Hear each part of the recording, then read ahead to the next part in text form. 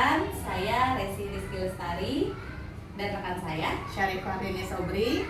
Kami CGP Angkatan 9 dari TK Negeri Pembina 3 Pangkal Pinang. Pada pagi ini kami berdua juga ditemani oleh Ibu Arjuna selaku Kepala TK Negeri Pembina 3 Pangkal Pinang. Assalamualaikum warahmatullahi wabarakatuh, Ibu Dina.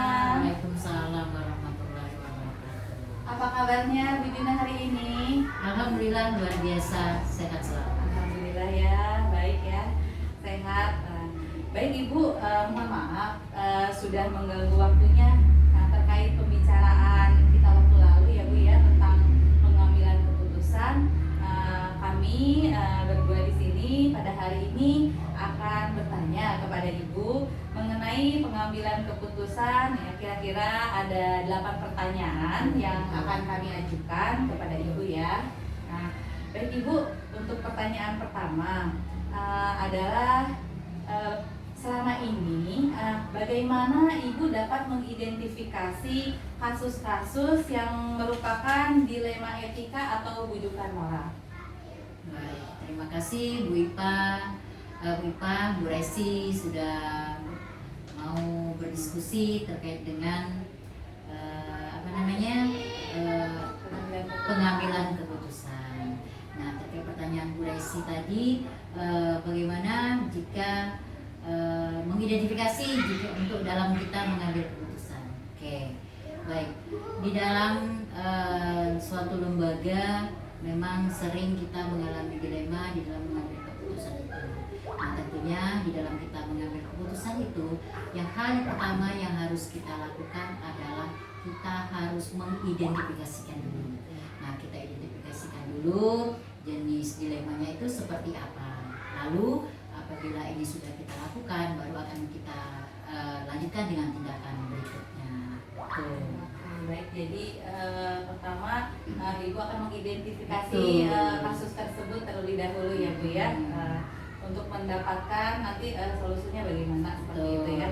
Oke, baik Ibu. Kemudian selama ini bagaimana Ibu menjalankan pengambilan keputusan di sekolah, terutama untuk kasus-kasus di mana ada dua kepentingan sama-sama benar atau sama-sama mengandung nilai kebajikan? Nah, terkait hal itu, yang pertama yang harus kita lakukan, kita harus dulu mengidentifikasikannya dulu. Ya, kita identifikasikan dulu, lalu kita akan dari identifikasi itu kita akan memilah kasus tersebut. Nah, seperti kata Bu Resi tadi, yang pertama mungkin dari ada yang benar, Benar atau benar, dan juga ada juga nilai-nilai kebajikannya. Maka kita pilah-pilah dulu. Nah, nanti setelah kita pilah-pilah, baru nanti kita akan berdiskusi. Nah, sebelum kita mengambil keputusan, artinya keputusan itu tidak bisa hanya dilakukan sebelah pihak. Kita diskusi dengan teman-teman. Pertama, barangkali hal yang paling dekat itu dengan teman sejawat. Kita diskusikan dulu. Lalu setelah kita diskusi, kita sudah menemukan, oh ternyata kita pilah-pilah masalah, kita identifikasikan masalahnya ketemu. Lalu setelah kita itu mendiskusikan dengan teman, baru setelah itu kita bisa mencari solusinya dulu. Setelah itu baru kita akan mengambil keputusan, sehingga keputusan yang kita ambil ini sama-sama enak, sama-sama tidak menyakitkan satu sama lain, sehingga keputusan itu menjadi keputusan bersama, keputusan yang kita anggap tidak memilah-milah atas dasar kepentingan sesuatu. Insya Allah ya, Gina ya. Jadi kita harus mengidentifikasi dulu, memilah-milah, kemudian berdiskusi, kemudian bersama-sama kita merembukkan musyawarah sehingga mendapatkan solusi yang terbaik seperti itu ya, Gina ya. Oke, baik. Untuk pertanyaan selanjutnya silakan Ibu Syarifah. Baik Ibu, pertanyaan selanjutnya adalah langkah-langkah atau prosedur seperti apa yang biasa Ibu lakukan selama ini? Nah, langkah-langkah atau prosedur yang biasa kita lakukan saat ini adalah yang pertama, tadi sudah saya katakan, hal yang paling penting harus kita pilah-pilah. Jadi sehingga kita tidak salah menempatkan gitu ya. kita identifikasi. Setelah kita identifikasi, baru langkah-langkah yang kita tempuh berikutnya adalah kita tadi memilah-milah. Nah, lalu setelah itu ditemukan, kita melakukan diskusi. Nah, diskusi boleh dengan teman sejawat, dan andaikan nanti permasalahan itu mungkin kita menganggapnya kepentingan sudah mendalam, maka di dalam kita melakukan diskusi itu kita boleh melibatkan pengawas, karena kita sekolah, atasan kita ada di pengawas, dari pengawas adanya pengawas belum juga dapat menyelesaikan, maka harus kita komunikasikan dengan dinas pendidikan. Nah, jadi kita tadi langkah-langkahnya tadi kita diskusi dengan teman sejawat, seumpamanya tidak menyelesaikan lalu ke pengawas, lalu setelah itu mungkin kalau tidak juga menyelesaikan, mungkin masalahnya ini besar nih, maka kita harus menyelesaikannya ke dinas pendidikan, mungkin akan ada mediasinya.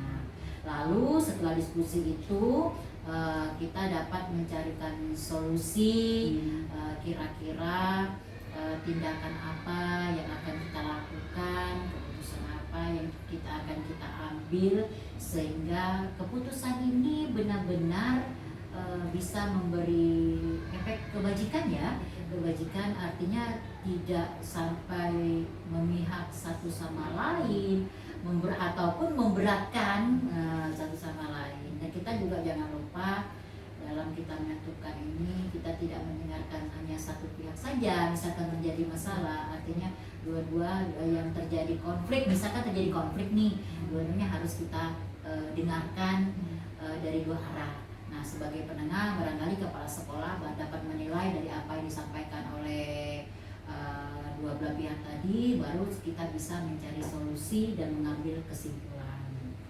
Nah, lalu nanti dalam kita mencari solusi ini, sekali lagi memang perlu keterlibatan tadi. Jadi harus dipertimbangkan keterlibatan dinas pendidikan, pengawas lah, tapi yang paling berperan lebih dekatnya dengan kita, gitu.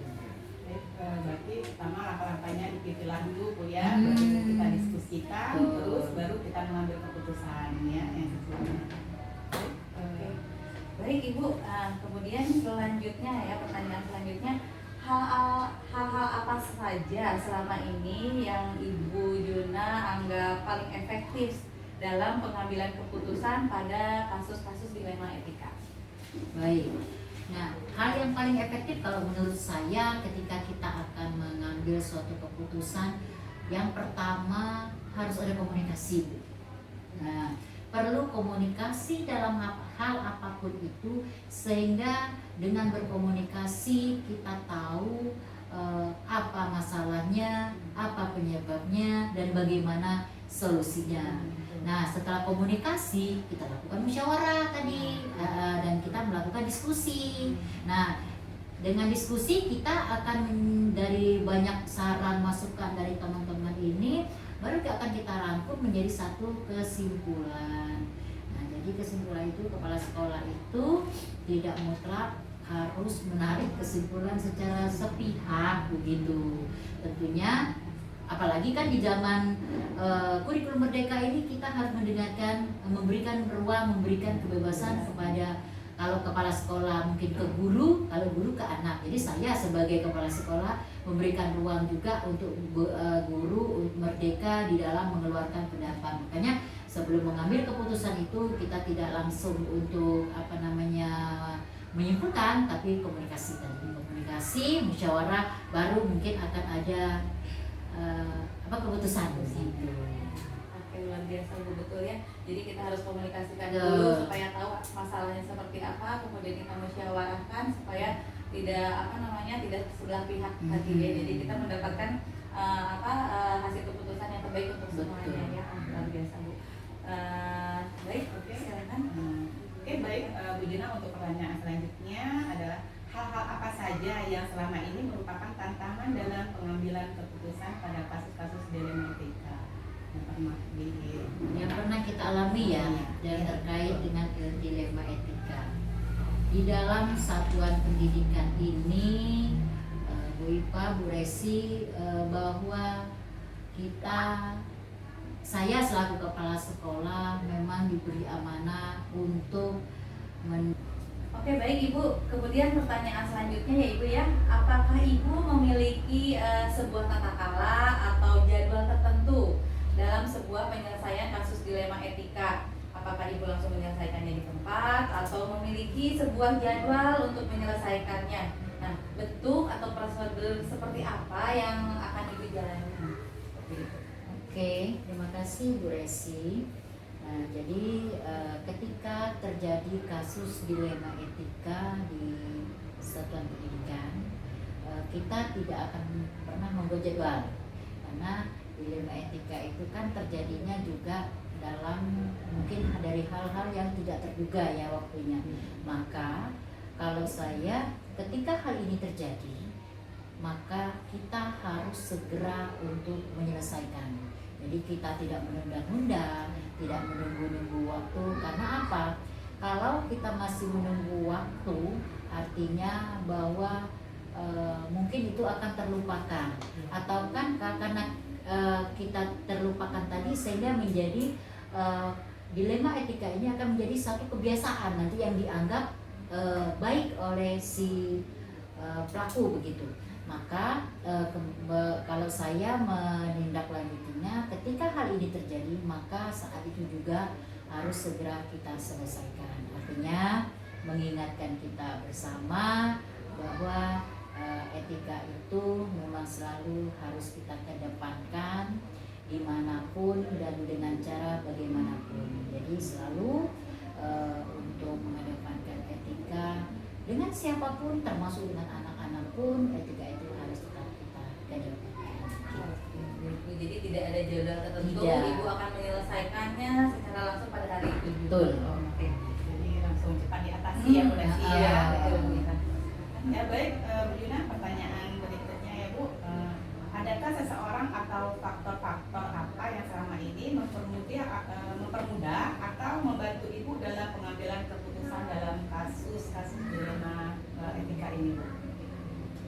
Baik, di dalam kasus ini memang kadang-kadang kita membutuhkan teman sejawat ataupun orang lain di dalam kita untuk mengambil keputusan. Seperti contohnya teman sejawat. Dalam mengambil keputusan itu kita tidak bisa sebagai kepala sekolah mengambil keputusan dengan mau sewenang-wenang gitu ya. Tentunya kita mendengarkan dari kedua belah pihak dan juga tidak melakukan komunikasi, dan juga kita nanti dalam mengambil keputusan ini teman sejawat akan juga kita minta pertimbangan. Nah setelah itu dari teman sejawat pengawas sekolah juga akan kita libatkan di dalam kita mengambil keputusan.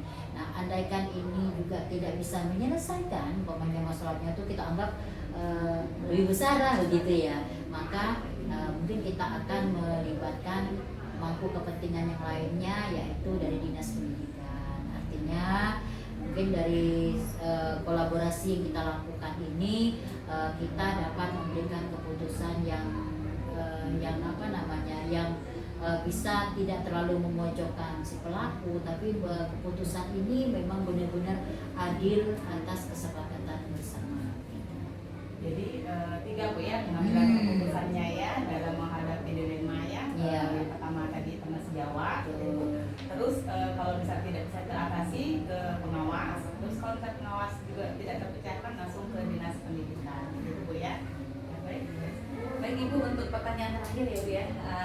Dari semua hal yang telah disampaikan tadi, pembelajaran apa yang dapat Ibu petik dari pengalaman Ibu mengambil keputusan dilema etika?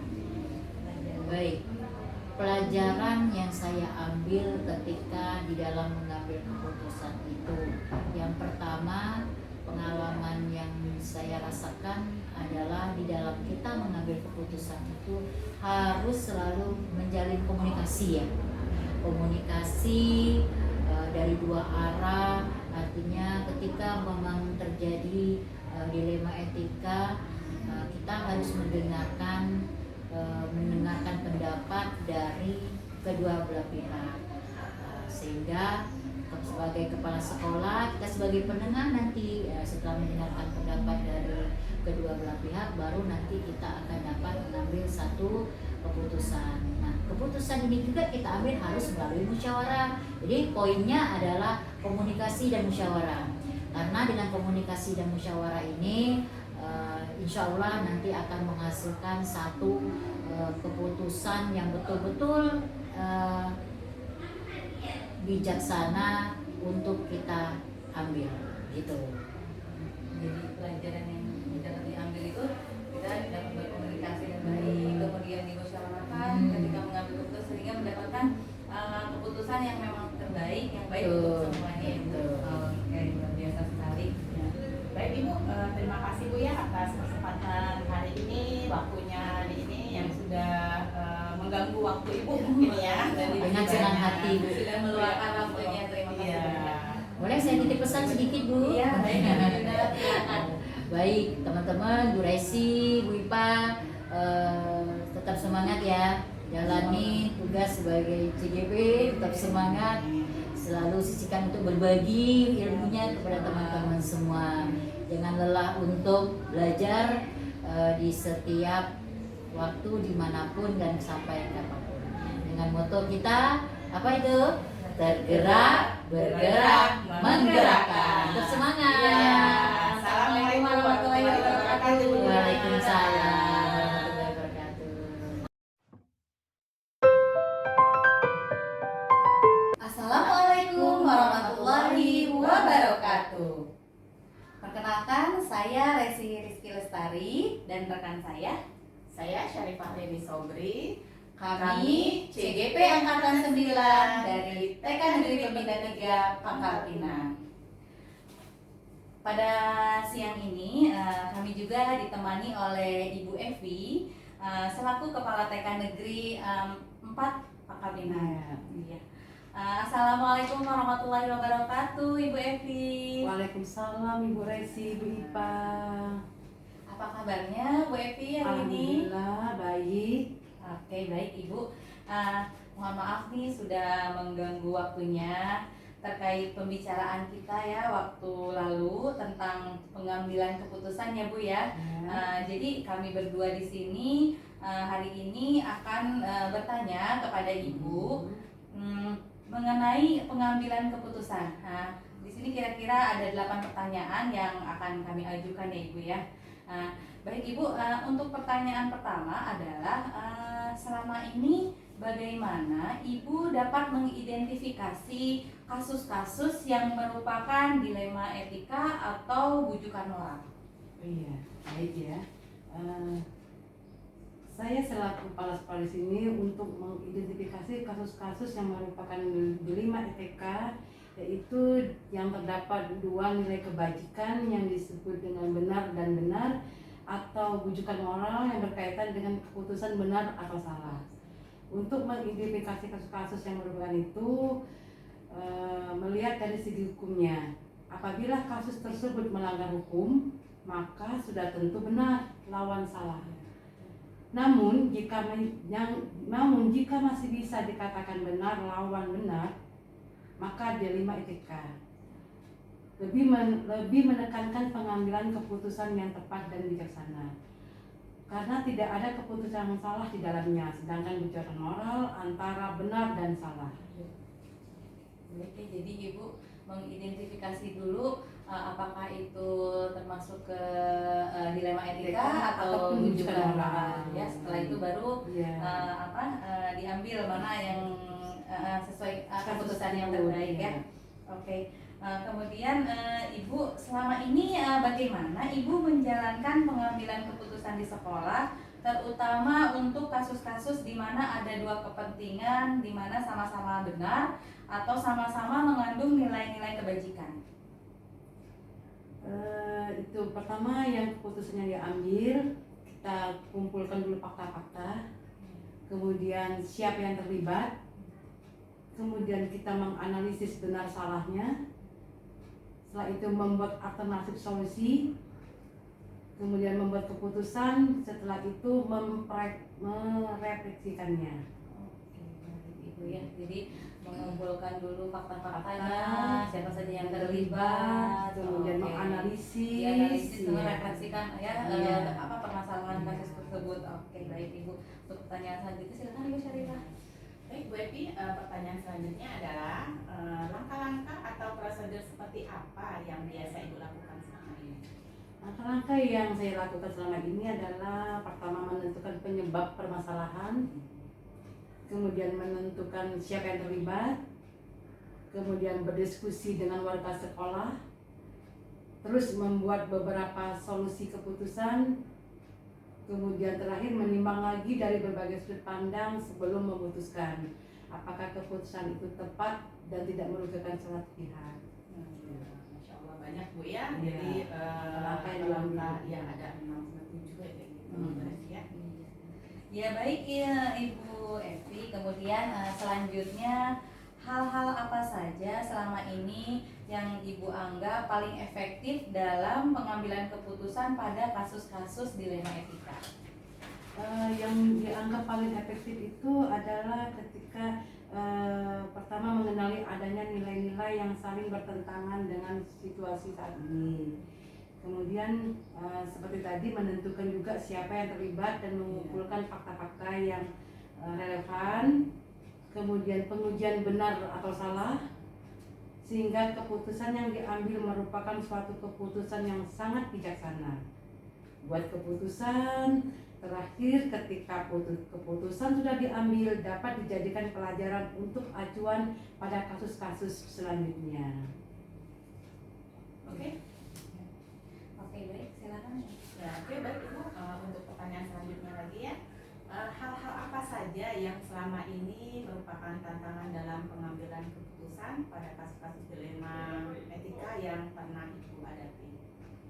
Hal yang selama ini mungkin merupakan tantangan dalam pengambilan keputusan pada kasus dilema etika ini adalah ketika kita mencari keputusan yang terbaik, karena keduanya merupakan masalah yang sama-sama benar yang harus menguntungkan kedua belah pihak sehingga kedua belah tidak merasa dirugikan satu sama lain. Itu yang merupakan tantangan yang terbesar.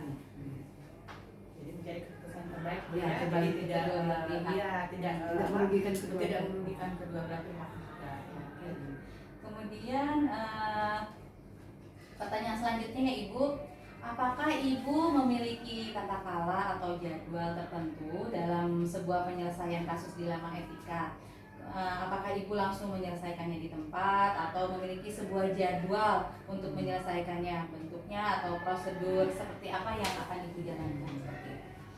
Kita lihat permasalahannya dulu. Kalau permasalahan biasa atau ringan, mungkin kita bisa langsung menyelesaikan kasusnya di tempat. Tapi kalau masalahnya berat, maka diperlukan proses jadwal. Bisa kita dengan diskusi dengan warga sekolah ataupun rekan-rekan teman sejawat sehingga permasalahan itu bisa selesai sesuai dengan jadwal yang tertentu. Kalau dia berjadwal. Oke, jadi Biar disesuaikan kasusnya. Iya. Kalau misalkan memang kasusnya ringan, berarti diselesaikan langsung. Kalau berat, ada proses-proses yang harus dijalani Iya. hingga dapat keputusan yang terbaik ya untuk semua pihak. Iya. Oke, baik Ibu. Baik, pertanyaan berikutnya ya Bu Epi ya. Adakah seseorang atau faktor-faktor apa yang selama ini mempermudah atau membantu Ibu dalam pengambilan keputusan dalam kasus-kasus dilema etika ini? Ada faktor-faktor yang selalu mempermudah atau membantu Ibu ya. Pertama, kita selalu mengajak warga sekolah, stakeholder, wali murid, paguyuban maupun orang-orang yang memiliki kedekatan dengan permasalahan maupun pihak yang terkait dengan permasalahan dan aturan yang berlaku. Kemudian bisa juga keluarga dengan tokoh-tokoh pola pikir yang diidolakan. Itu yang membantu dalam menyelesaikan permasalahan yang kita hadapi.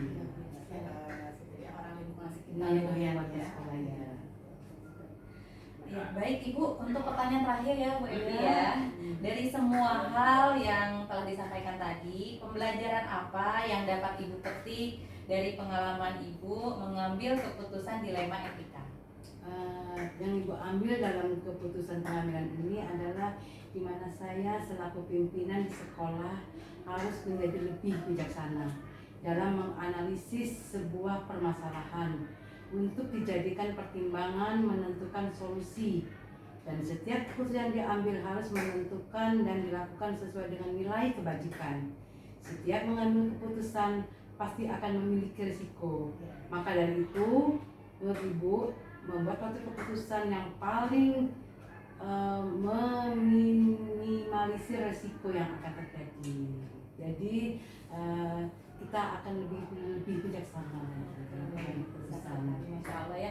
Jadi memang sebagai pemimpin pembelajaran, apalagi sebagai kepala sekolah ya Ibu ya, memang harus bijaksana ya Bu ya dalam mengambil keputusan supaya segala permasalahan tersebut tuh tidak memihak salah satu tapi menguntungkan untuk kedua belah pihak. Ini luar biasa sekali ya sharing hari ini, diskusi dengan Ibu Epi. Ya.